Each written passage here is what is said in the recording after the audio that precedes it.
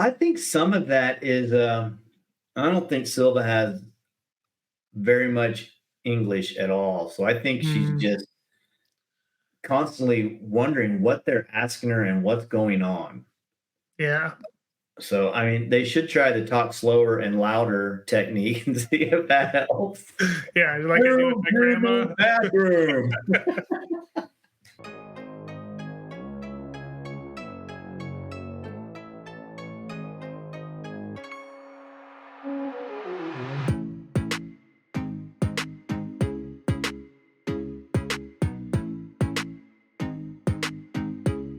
I'm your host, Lucas Deal, and we're rocking in to episode number 29.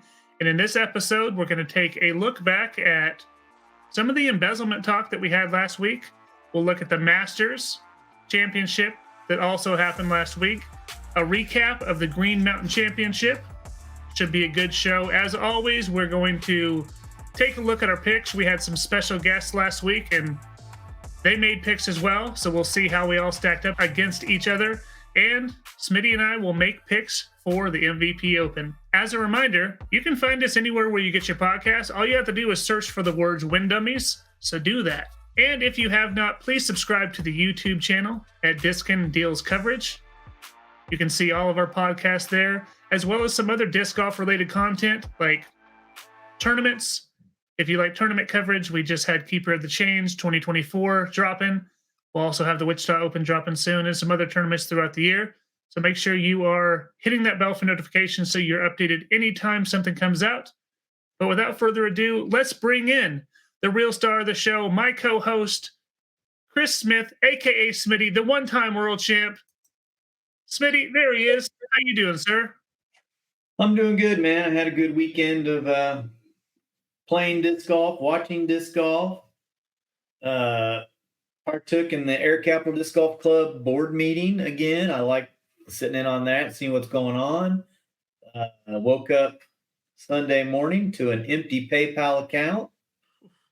So when I say wake up, for me, that's 5. Looked at that, had a message that I removed all my funds. So I tried to call PayPal immediately. Of course, they weren't open. Why would they be open at 3 a.m. in California? So I waited for them and called the second they opened, and they got me hooked up and got my money back. So things are looking up.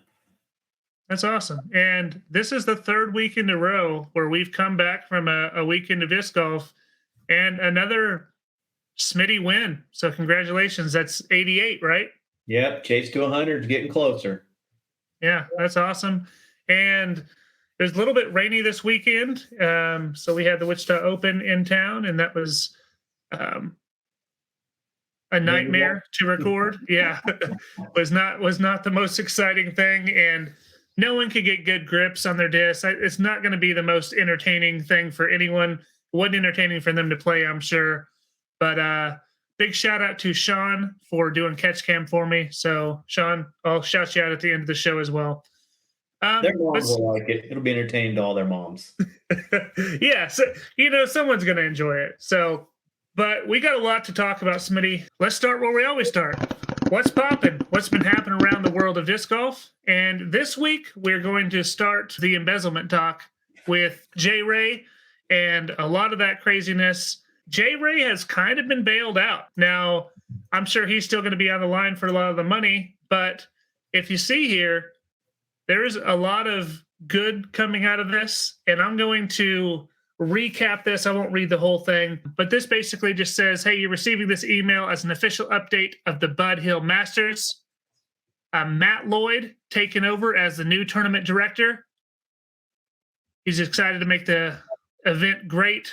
They're going to be funding all the money, including sponsorship money, added cash, and t-shirt money, to be able to pay out the event just as it was originally going to happen. This is because of a very generous donation from Tyler Searle. Am I saying that right? That's correct.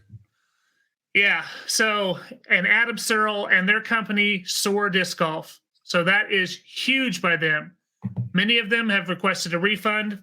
If they still want a refund, they're going to get that back. But man, for someone to step in, $26,000, nearly $27,000 And that was just the registration fees. It could have been even more if you add in, the t-shirts and everything else. So what a huge thing for Tyler, Adam, and Soar to do. Tell me your thoughts about this, Smitty. Man, that's crazy that they're able to do that.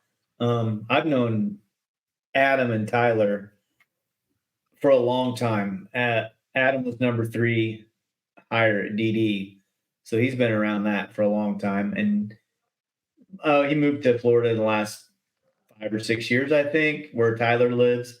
And Tyler's the one that cruises around in the Chasing the Chains RV. He came to Wichita a few years ago.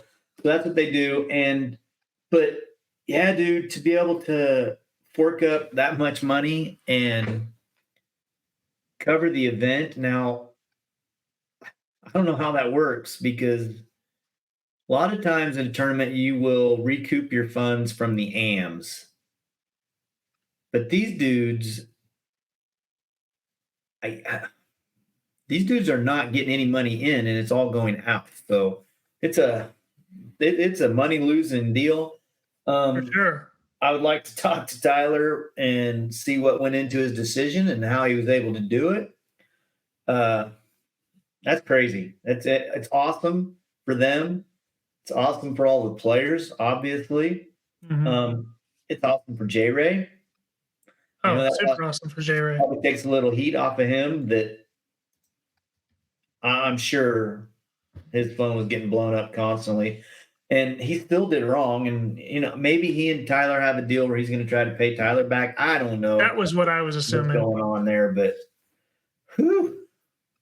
what an awesome thing to be able to do. Yeah. So it's back on. Big kudos to Adam, to Tyler, and to Soar for making that happen. And I'm sure J Ray's still going to take some heat, as he should, but awesome of those guys to help all of the players, for sure. I just wonder if we'll ever see J Ray in disc golf again. Yeah. That's a hard thing to come back from. Yeah. No question about it. All right, my man.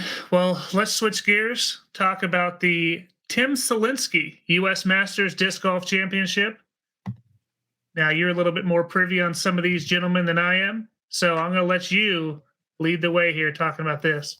Yeah, you got it. So Scott Conway is our MP40 champion, winning it by 1 stroke over some people that you've heard of and know. For sure. You know Michael Joe, and MJ. You know Kale, of course. You probably heard him, Matt Blakely. I don't know much about Scott Conway. I think he's like 10, 15-ish rated player, so he's really good. And led it wire to wire, from what I can tell.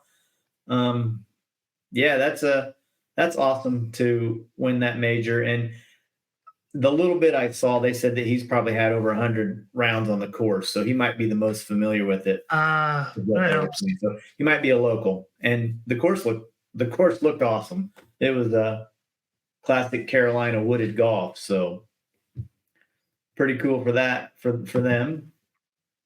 The women's division went to a playoff with Sarah Hokum and Jen Allen just absolutely annihilating Zoe Andyke. But and Juliana.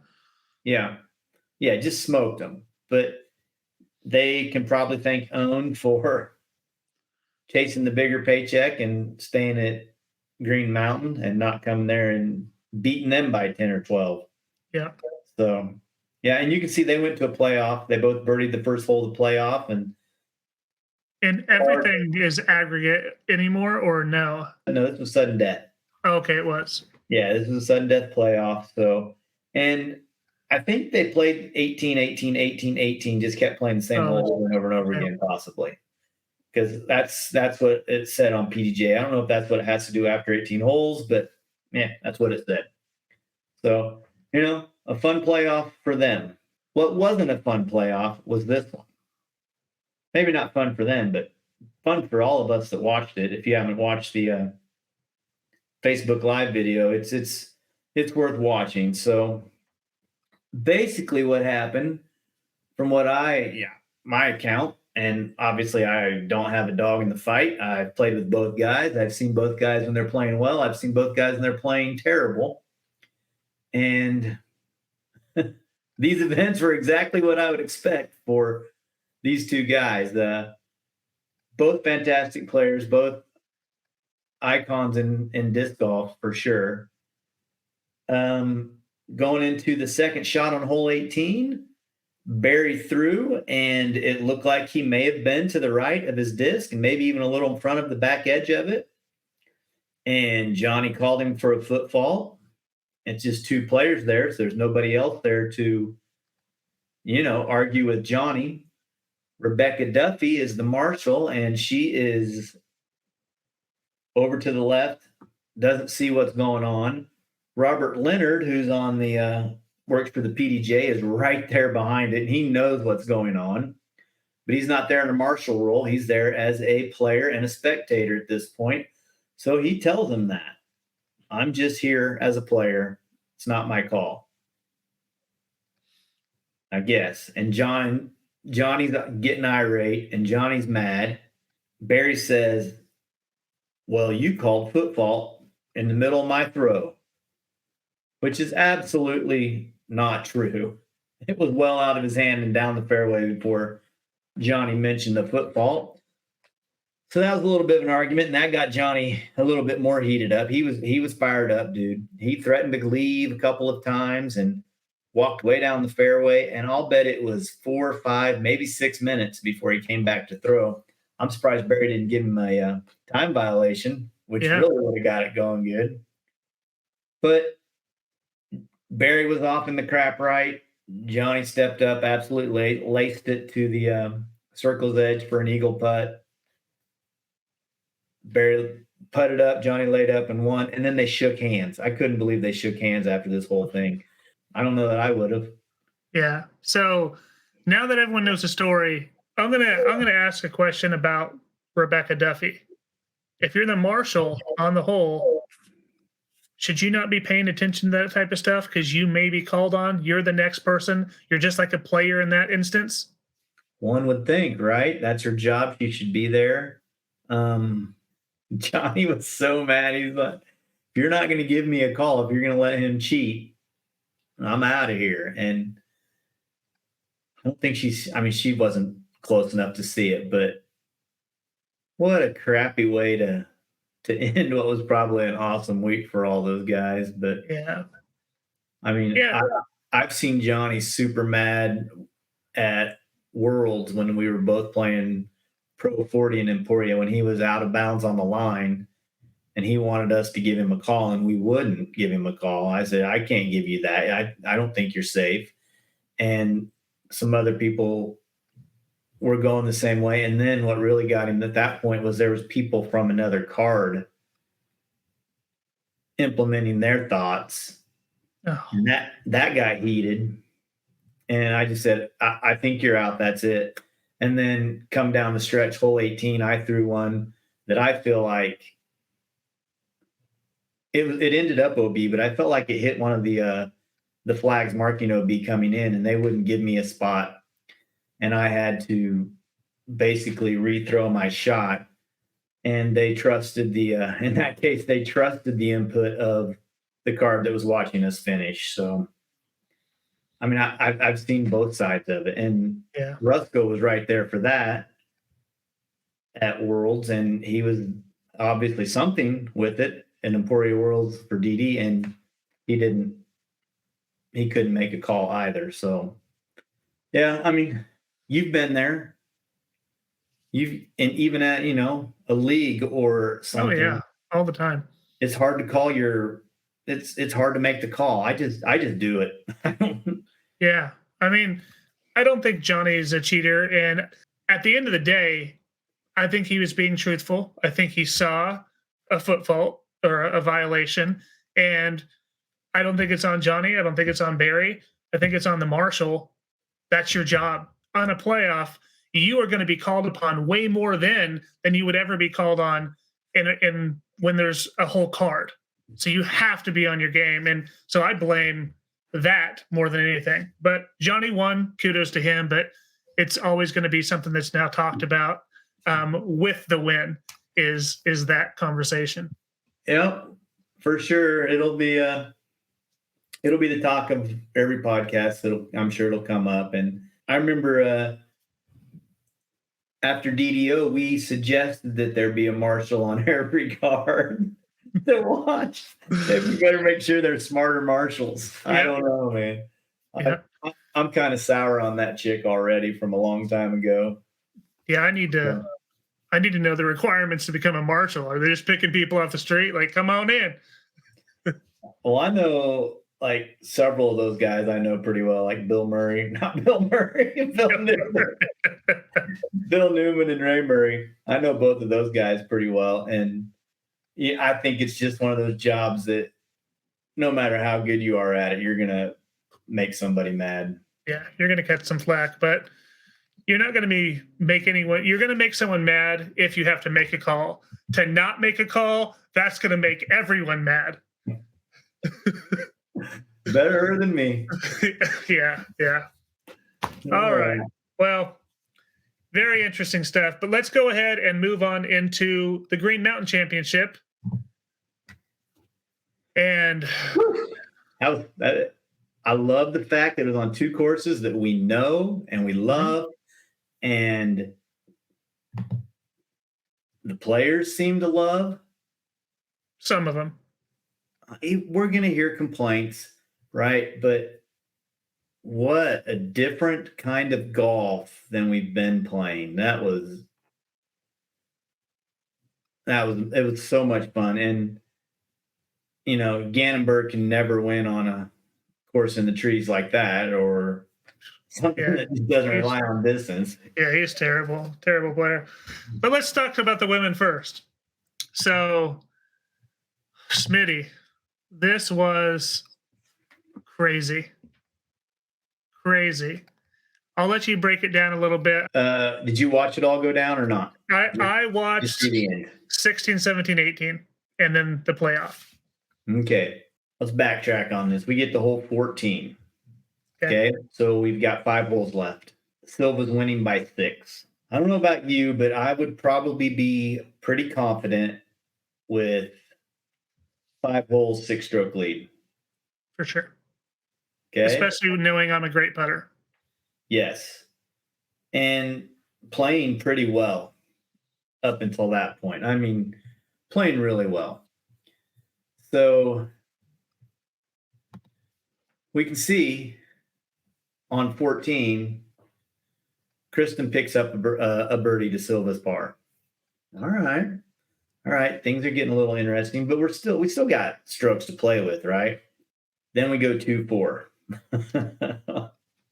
So now pressure's on. And I don't remember exactly what happened. I was watching it, but I don't remember how it went down.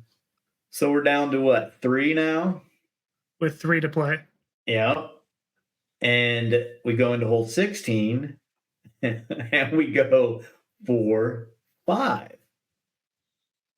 So now Silva is feeling the pressure. Now she's scared. Mm-hmm. Now the Tatar factor, that little run right there, finally was starting to wear on her a little bit. And they both threw on hole 17 to 25 or 7 feet. It wasn't long. It was inside the circle for sure. And Silva just a little bit out and runs the putt, which Val Jenkins thinks she should have laid up. You can't lay up. You don't. That's not one to lay up. No. These aren't the chicks you were playing when you won your. She is such a good putter. You don't lay that up from that distance. Not when you're one of the best putters in the field. Yes. I mean, it was elevated and it was a slope behind it, and she did airball it, and she did leave a serious tester, but you can't lay it up. You can't just concede giving up another stroke. So the ball's in Tatar's court, and she misses. But Silva's not out of the. No, she's not. She had a tough uphill putt, which she just straight drained. Exactly. Right. And I thought that was it. I'm like, okay, she got her footing. All right, she's in a good spot. And so she's 2 up going into 18. Yeah. 2 up going into 18. The dang thing's safe, man. Do whatever you got to do to keep that sucker in the fairway. Par wins. Mm-hmm. Par wins. And she throws it out of bounds deep and left, to which, according to the commentary, is where you want to go out of bounds. You don't want to go out of bounds, man. If there's a side to go OB, it is the left side. Sure. So Kristen steps up and just smooths that. Well, she threw first, actually, right? Yeah. She just threw a perfectizer right in the middle. Yep. And leaves herself with an upshot that she flicks under the tree to inside the circle. It wasn't. No, she absolutely parked that. No, this was, you're thinking the next Yeah, time. yeah, she parked it in regulation. She parked it. Put it at the base. And Silva steps up and throws a really nice anhyzer around that tree. And long putt, 35 or 40 feet, I think. And you got to go for this one. Yeah, you have to. You can't. I mean, I guess you could lay up and walk your butt back up that hill and play again, but I feel like she had to go to it. She was just outside the circle a little bit, and she gave it a good run, and she hit chains high and left, and it fell out.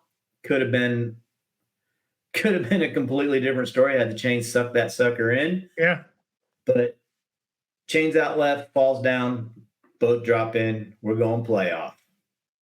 And talk about the most uncomfortable cart ride. I think some of that is I don't think Silva has very much English at all. So I think she's just constantly wondering what they're asking her and what's going on. Yeah. So, I mean, they should try the talk slower and louder technique and see if that helps. Yeah, like I do with my grandma. Bathroom. But so they ride the cart up the hill. They both throw it safe. They both throw their upshot short. I don't think Tatar was in the circle. I think she was. They were both out, and they were very close. I mean, you're talking 5 feet within each other. And Silva was out though. She was out, and I think that one is a layup. You do, but she guns it. I mean, Tatar wasn't in the circle, and there's so much trouble behind there. He probably would have made it, but maybe you can't lay up. I don't know what the heck you do there. But she makes it, or she makes her putt, face mask, down the hill, OB, game over. Yeah, and that's the thing is that's the question. Is it a layup? What do you all think? I think the putter that she is, you have to run it. But Kristen hadn't been putting extremely well outside of the circle either. And with a high pressure situation, maybe the same thing happens to Kristen after you lay up. It can go either way. I felt terrible for Silva. 6 strokes lead. I mean, we were talking about Holland having a collapse at Worlds. This was a kind of a collapse too, and one that I hope she bounces back from. We'll find out this week. We will. Outside of those two battling, we had Owen, who had a pretty decent weekend. Holland, who shot a good last round to move up, as the rest of them kind of slipped. And outside of that, man, not much to talk about, ladies' side. No. It was those two, and what a performance from Kristen to battle back, because again, man, she's just looking a little roller coastery. It's just up and down, and she can't find her footing. After the first round, she's like surprised that she was in the lead. She thought she played so terribly. Kudos to her for sticking with it and putting the pressure on. And gosh, how heartbreaking for Silva. Yeah. I mean, some other names that are probably worth mentioning: Paige Pierce, 15th. After, a few weeks ago, we thought maybe she was starting to come back, but I think she might be on her way out, actually. Yeah. Ellie Ezra, Rookie of the Year candidate, right? Tied for last cash. And Emily Weatherman, First Lady out. I guess Anakin did finish top 10. That's a name that we've seen come and go this year. So kudos to her for making the top 10 with the 8th place finish. All right, let's talk about these dudes. And, it was a 4-round tournament. Did we have any doubt who was going to win? And not did he win, but by a lot, dude. Well, it looks like by a lot. He was going to win regardless. But it wasn't as comfortable as this looks, because when it was over for Rick on 18, he went for the green. Yeah. Nothing to lose. Went for a putt. Missed. Went OB. Missed. So Rick gave up 3 on the last hole. I mean, 2 for sure. Rick could have birdied that easily every day of the week. And so still 4. Still 4. And Gannon, for the first time ever, had a couple of just terrible breaks. Hole 1, he threw a beautiful flick into the green and it hit a stump and went out of bounds. Yeah. In the middle of the course, he threw an amazing flick and it skipped up and hit the dang near aced and went out of bounds. It hit basket and rolled out of bounds. So those are two bad breaks right there. And that if there's a complaint, maybe those OBs around the green on some of those blind shots are just too close if weird stuff like that is happening. So if there's a course complaint, that might be it, I think. Yeah, I agree that like some of the deep OB I don't love. I would love for them to be able to get a flare skip and like go super deep into stuff and then have to make something happen. I don't think you need the OB. So yeah, that would be a complaint I'd have as well. It's well within the circle in both the ones where Gannon went OB. Exactly. Yeah, and this thing was interesting until hole 15. Gannon got a birdie and Rick got a par, and you could just see the wind just leave Rick's sails. He was just rolling on momentum the whole time, and from that point on, you could tell he's like, "Well, there we go, second again. Let's just get this dang thing done with," and went on about it. So that was kind of disappointing that Rick couldn't push him a little bit harder. Yeah, and look at this. Since his playoff loss in his first ever Elite Series event in 2022, Gannon Buhr has won 12 DGPT events, 2 majors, and made $313,000 in tournament cash. There's only one person to blame for this. Who's that? The only reason Gannon is as good as he is because of Drew Gibson. Thanks a lot, Drew. That's an interesting story because look where Drew Gibson's at now. Yeah. He's complete 180, right? Well, more than a 180 because Gannon was never ranked 96 in the tour points, and that's where Drew currently is. So, yeah, wow. Man, this kid has won. Yeah, and I was in an argument with my good buddy Kevin Babbitt all morning long Saturday while I was trying to play a disc golf tournament because he asked me something.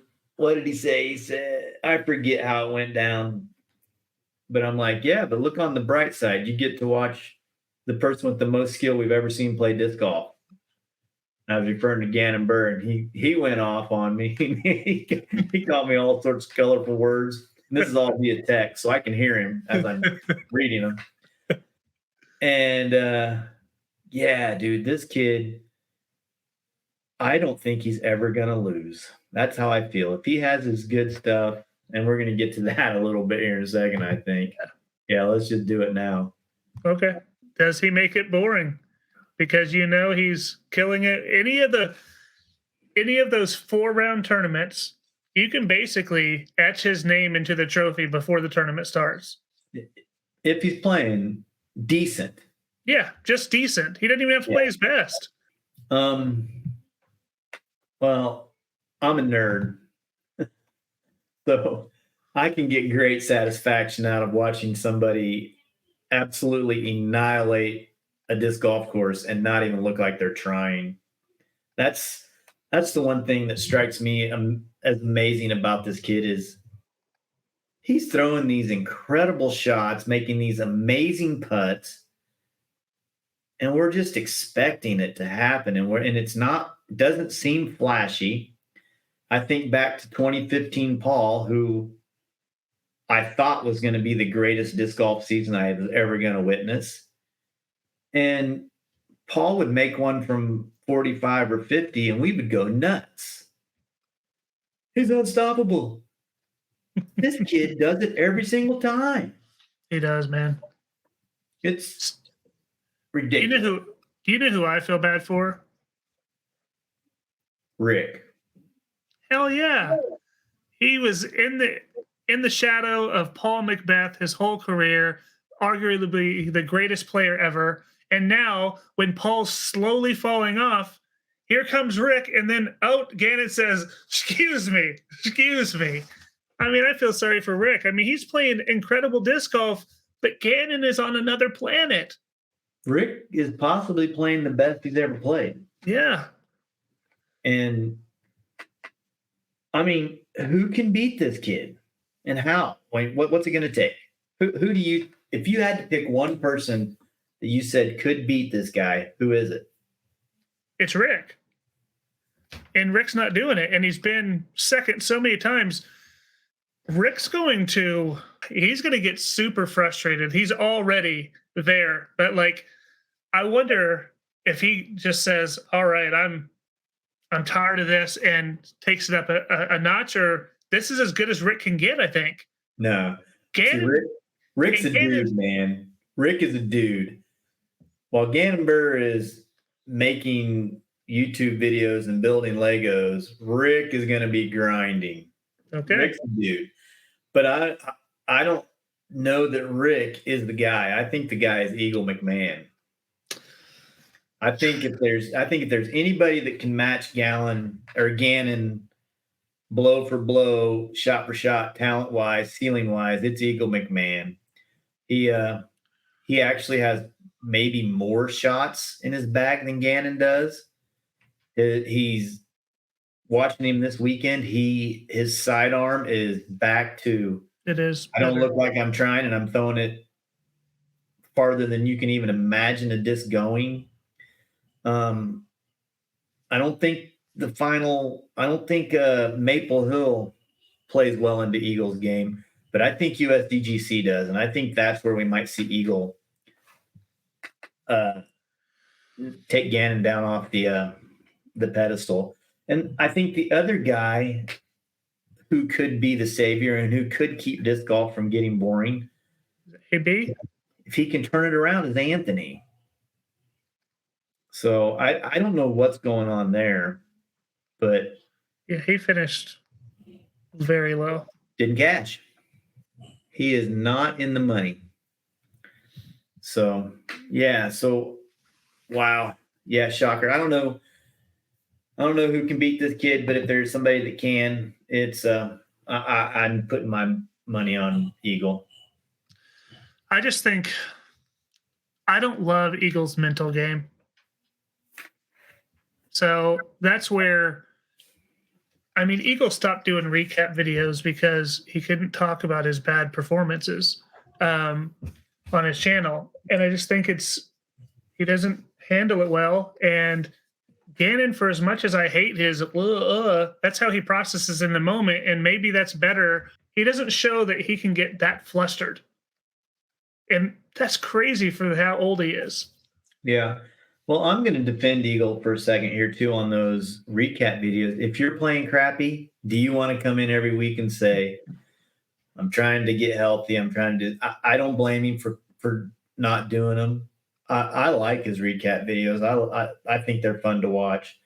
And except for Wind Dragon, I like about everything Eagle has done. And I'm the opposite. I love Wind Dragon. But watching Gannon Burr in the presser before and then Tournament Central after, I think even in the last month, he's grown as a professional player, not not skill wise, not play wise, but mentality wise. He knows that people don't like the things that he's doing, the hands up and the whatever. And he's trying to change it. And he had, like I said, he had 2 terrible breaks. And I didn't see any of this or whatever on either one of them. So, he's 19 years old, dude. Yeah.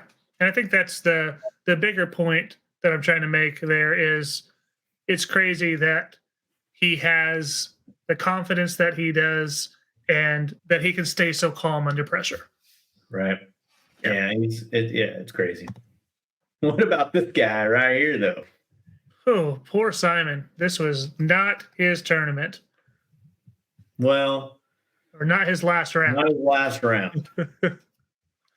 Not his last round, but I would guess probably about hole 10. He was done and just trying to do fun stuff and trying to, throw amazing shots to woo the crowd and be an entertainer. Yeah. That's always his thing is he wants to have fun, right?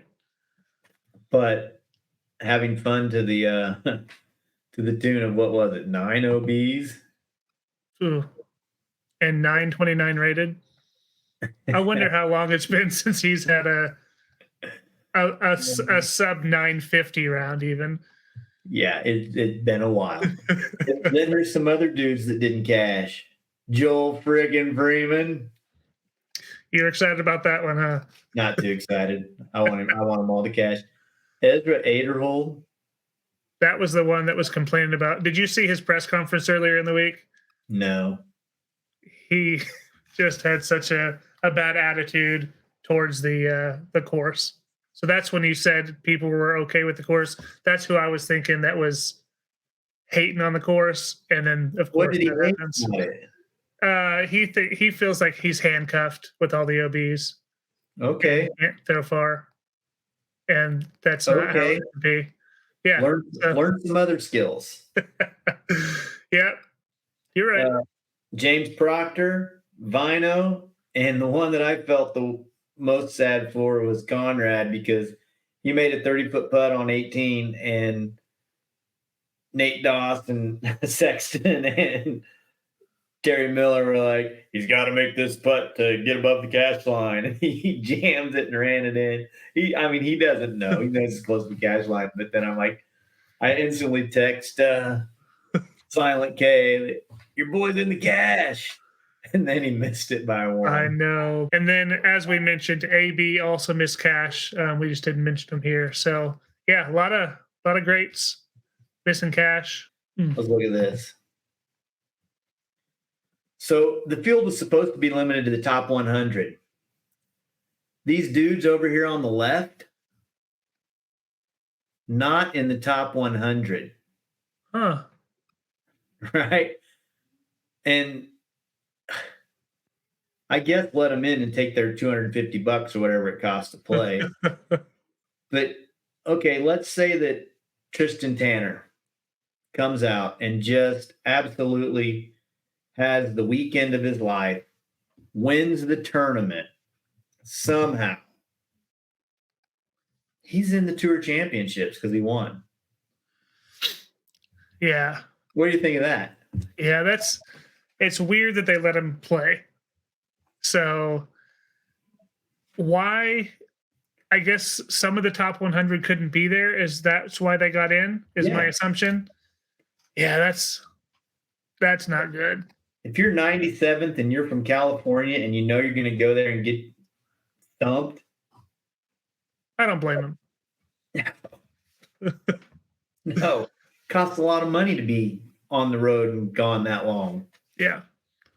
You got to make the right financial decision, which might be some of these guys on this list not playing so many Pro Tour events and going and playing some of those qualifiers, and maybe putting some restriction on those qualifiers that if you're in the top 25, you're not allowed.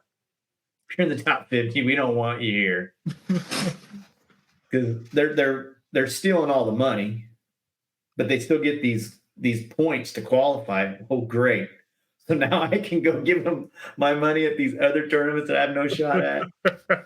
I mean, honestly, yeah, it's tough to be one of those players in those positions. So I can't imagine. Since we're in the playoffs here, let's look at this other slide a little bit before we go. So they're taking 32 to the championship. And then they have some weird, you get strokes, whatever type deal, which you give Gannon any strokes, so we know who's winning. Oh, yeah. I don't know if I'm a big fan of giving them strokes and giving the worst players less strokes, but whatever. I mean, it's their baby. But these guys here on the left are all out. There's some pretty interesting names there. KJ USA, Barsby. I can see Barsby being out. Conrad, Corey Ellis. This is Corey Ellis after a 5th place finish. Oh, well, this isn't updated from that. Okay. Also. Okay. I was going to say, I think he had to have moved up. I'm hoping. Double G, Alden Harris, another one that played well. He might have moved up a little bit too. He finished 4th? He was up there. He finished, 4th. Ezra. If he doesn't like this course, does he like Maple Hill? I don't know. I can't wait to listen to the press conference. I won't listen to that guy. And then these dudes are all in, but barely in. Remember the hot start Luke Humphreys had? Yep. He's the last man in before this event. And he did not play well. He did not do good. He was at the bottom. He finished 84th out of 88 people. So he's not getting any points he's there. He's bumped because Corey and Alden have to be, with how they finished, a top 5 is quite a bit of points, I'm sure. I would think this would be updated. That tournament, I mean, I would think that would be like an instant type deal. But well, then maybe they were even further back before the start. No, we'll look at it next week, I guess. And then we got Emmer Daddy, Bob Burridge, and Mason Ford are the next guys after Luke. So, woo-wee.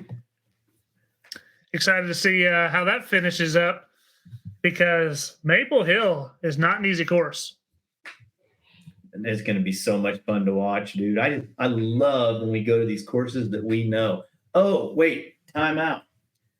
So being familiar with the course, I don't know if you heard this stat or not, but do you know what Isaac Robinson shot when he won Worlds at Smuggler's Notch over 5 rounds? No. 46 down. Okay. You know what Gannon shot in 4 rounds? The same? 46 down. Whoa, right? Yeah, my good God. What's that kid shoot with another 18 holes? Probably 56 down, at least 10, at maybe least. 8. My goodness, that guy is crazy. Yeah, I mean, he shot a 12 down that last round with 2 terrible OBs. He shot what did he shoot that second round? 16 down with 3 missed putts. Woo-wee. He is so good, dude. It's stupid. It's amazing. All right. Here's some other stuff. I hate how good he is. Something you loved. Yes. I know you're not going to love this, and but I want to just show this. To me, this made me really laugh. This is Alden Harris's mini that he's using. It's just the top of a Tostitos regular or restaurant style salsa, and that's his mini. And I just thought it was amazing. And I wondered, Smitty, if you've ever used anything besides a normal mini for you, or if you've ever seen someone else in your day use something crazy. Well, I've used a beer can when I drank. Okay. Does that count? No, I'm just a mini guy. I know. But we've seen Mar Weasel use a cookie. I don't even think I knew that. Isn't he the cookie guy? Is he? Man, I think so. if he is, I actually have a new respect for him. Yeah, I think he's the cookie guy. Like an And actual real life cookie. yeah, and then you'd make the putt, take a bite out of it.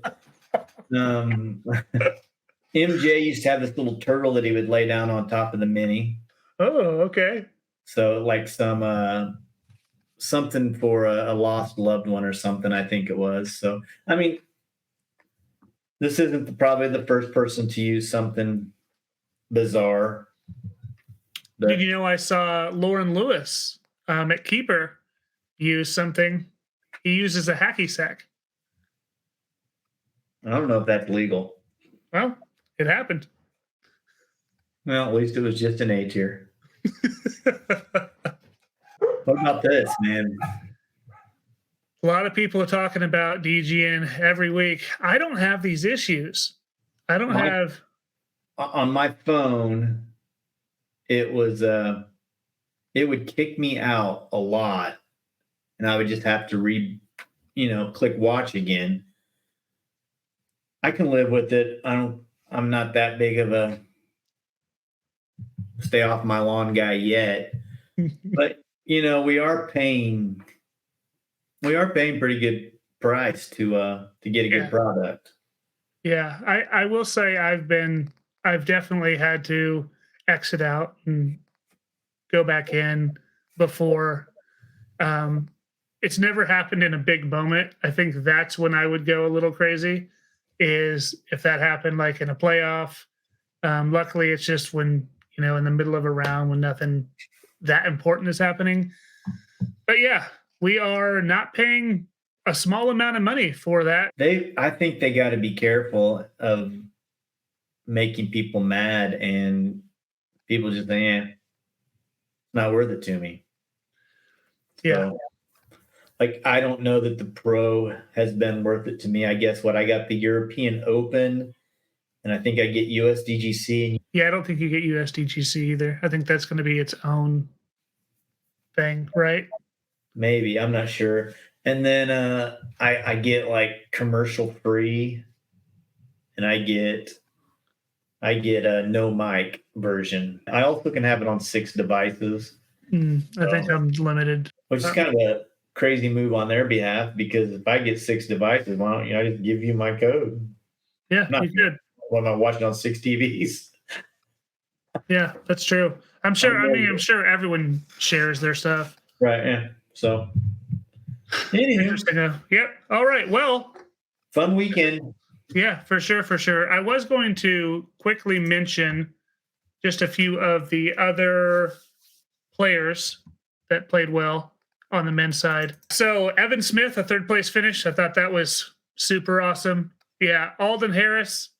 We hadn't seen him really all year. I was just making fun of him that all of his Discmania friends were playing well and he wasn't. But I wonder if the salsa lid is new, and that's really what propelled him forward. Was it the Sports Center 8th?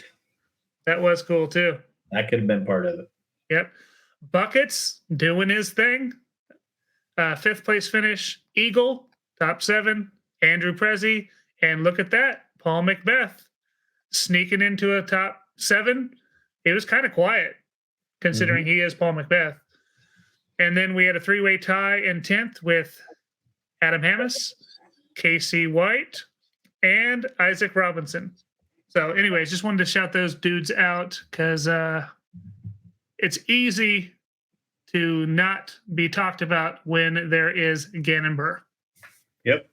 All right. Well, that is our Green Mountain Championship talk. And we're going to go ahead and move into talking about Maple Hill, the next playoff. And we're going to make some picks for that. So let's jump into that right now. Bum-ba-da-dum. Weekly picks. Woo. All right, Smitty. This was not my week, and I'm excited to hopefully beat some of those dudes that came on. Let's look at our Green Mountain picks, dude. I know you got the spreadsheet updated, and I'm excited to see how you made this look with 4 of us now. I didn't work too hard. Okay, Greg and Lando, you found another one from elementary. And Greg had a car part in his hand. He was working on an old car. But when I used remove.bg, I lost part of the car part. So that's perfect. That's even better. we're just living with it. Yeah, look at Landon there. He's gonna love seeing that, I'm sure. But here we go. We had me going with Luke as my stink, Luke Taylor. Great pick, dude. We had Greg going with 2K, Landon going with Mattio, and you going with Gavin Babcock. You want to know how it played out? I know Luke didn't make the cut. We just talked about it earlier, so I know you probably got a green here. Oh, really? Oh, I wanted to beat these guys. I suck against everyone. Well, let's figure out why you're red. Kyle Klein has an average finish of 18th place. Okay. And he finished 23rd. Okay. That's +5. All Okay. Right. So that's stinking. That's for stinking. Kyle. Mattio had a finish of 32nd. His average finish is 20th. That's 12 positive. Okay. That's stinking. Yeah, for Matteo. Not as much as Luke. Luke was 19 in the positive. Gavin Babcock has an average finish of 28th place. So he played better? He played better than his normal finish. Oh That's my not God. stinking, Lucas. That's good. All right. Well, Gavin, I told you needed to finish 70th. You did not listen, dude. No, that makes sense. It makes sense since he was the opposite way and everyone else finished worse than their average. So, Yeah. So everybody guys. Everybody but you picked well. Yeah, good job, guys. Sleepers. I went Casey White. Greg followed his heart and went James Conrad. Landon wanted to piggyback off of you because he knew you were going to jinx the poor kid and make him play good, picking him as a stink. So he went Babcock, and you went with Evan Scott. How do you think it played out? Smitty, I think you got it again. Casey was top 10. Yeah, I wouldn't be surprised if I didn't. Let me see if I can get this thing flipped. Here we go. Oh. Yeah. So I got another green because, well, top 10 finish and 20 better than normal. Yeah, that's a good pick, dude. Pretty good. Greg picked James, and James averages a 41st finish and got 37th. So he was 4 better, still better, but notice the color of Greg's stoplight. So don't forget, 4 better. Do you remember what I just told you what Gavin was? 5. So Landon edged Greg out, and you had a pretty good pick as well. You almost got the green. I was going to say, I thought it was close. 19. And what was Casey? 20. So I think I would have had a hard time not giving Casey a green for. He got top 10. I think you had top 10 finish. Yeah, I agree. Even if you had to fudge the numbers and add some majors in. No, I wouldn't have.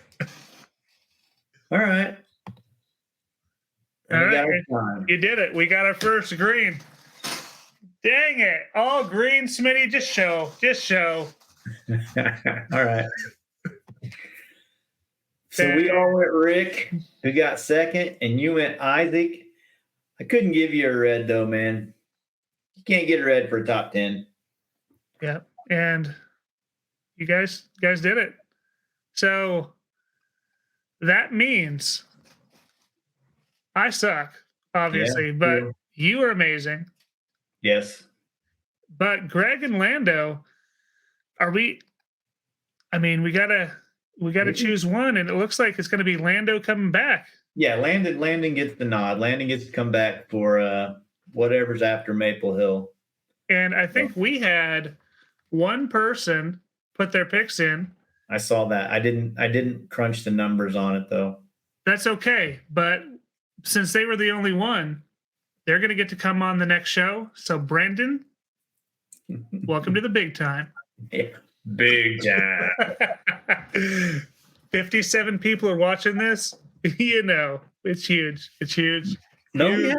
we actually had a really good week last week, dude. We tripled our watches, our views. We had 300 and some. So Let's go. that's good. I don't know. I think it's because Greg and Landon was the reason they Probably had their family watch. Yeah, that probably has something to do with it. Let's talk about our picks from Maple Hill. I'm going to start this off, Smitty, because losers go first. I'm going to start with my shine this week. And I actually changed my pick after you talked so great about him and his sidearm this week. So I'm going to go Eagle McMahon.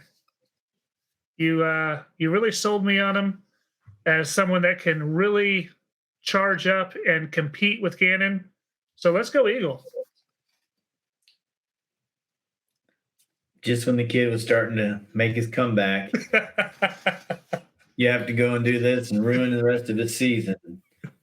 So, no, I thought about Eagle, and then I looked and remembered he didn't play last year. And Eagles often gets a bad rap for not being a great woods golfer, which he's fantastic anyhow. I mean, he almost won Worlds last year, but he did a lot of that at the Meadow. So, Smitty, he played last year. He got third. Eagle did last year? Yes. Yeah. Huh, I thought I looked and he didn't. So, all right. Well, you like my pick more now or hate it? I like your pick a lot already. I mean, I think Eagle's a bad dude.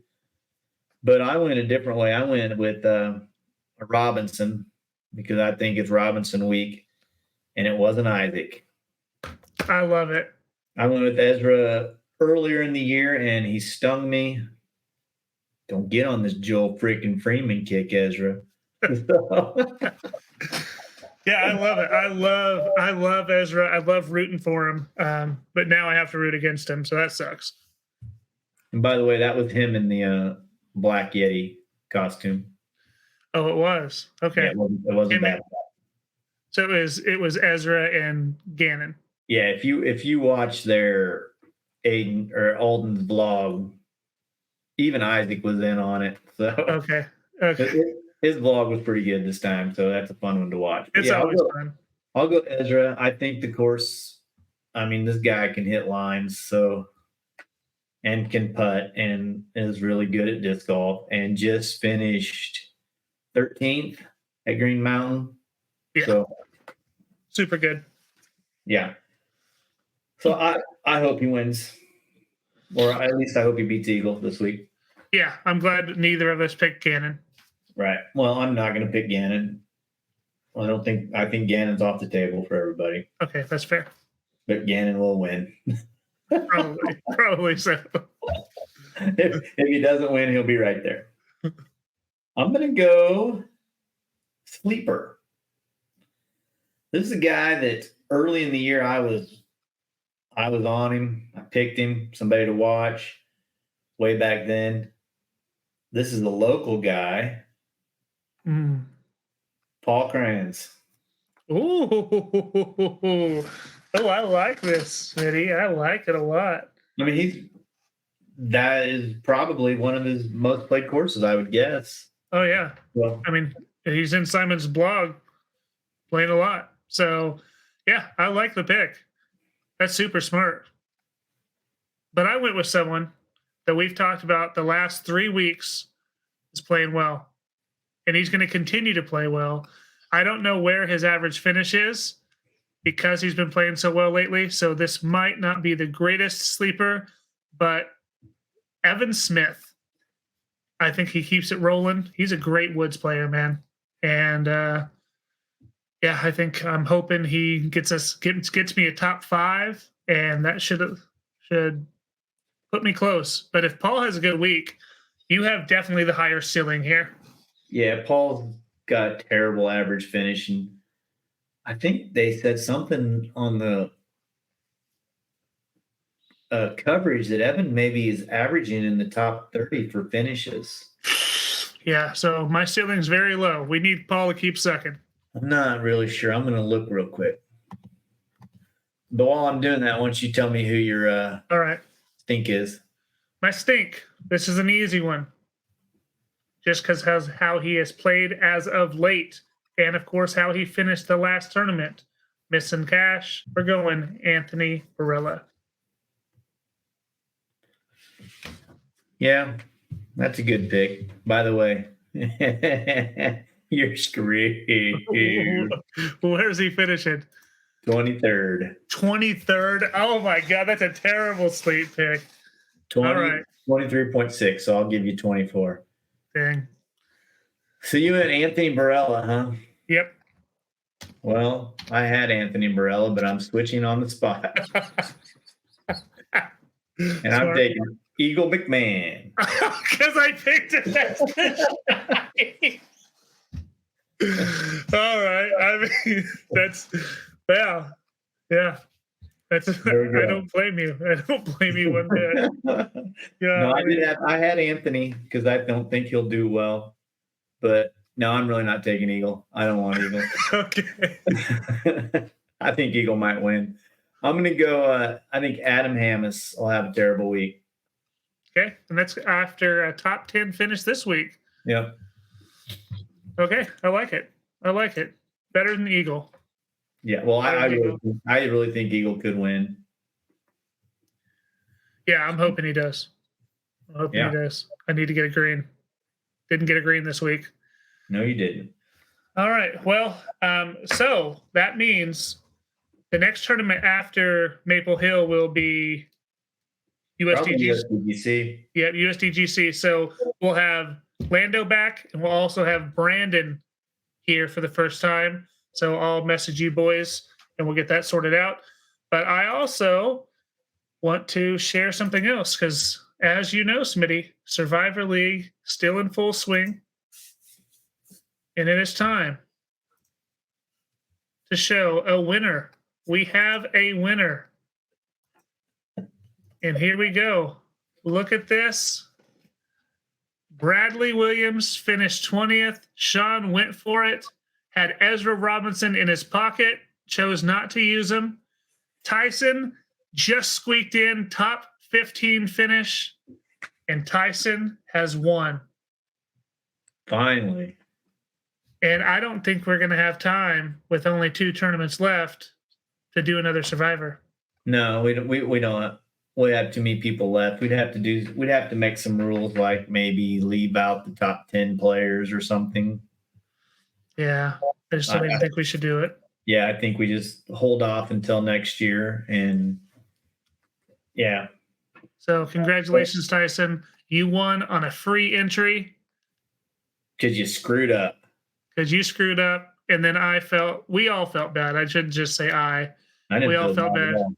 Oh, I shouldn't say everyone. I felt bad. Because, we didn't have those rules into place, but we do now. So congratulations on the win, dude. And I got some money I'll be sending your way. Yeah, that's cool.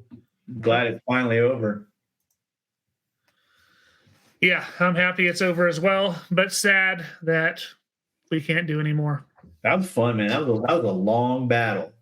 Yeah, that was very impressive. There was quite a few. Kyle was right there. Patsy was right there. So those are the top 4 at the end. Whew, a lot of fun. Smitty, guess what? We did it. We're at the end. And I think it's time to announce our shout-outs of the week. You have anything this week? Yeah, I got a good one. Okay. I'd like to thank Sean Baltazar for making the dumbest pick ever and giving me somebody to make fun of for the rest of his life, as promised in the last episode. So, Sean,